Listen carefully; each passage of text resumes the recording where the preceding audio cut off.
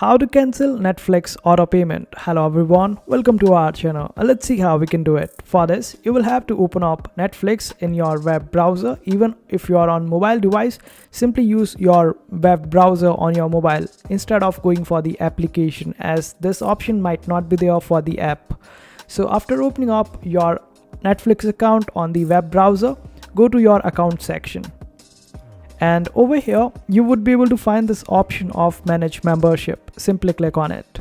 And now over here, after scrolling down, you would be able to find this option of cancel membership. Simply select this particular option and cancel your membership. You would be given two options, whether you want to cancel it forever or you want to pause the subscription for 1 month. You can select accordingly, and this way you would be able to cancel the auto payments.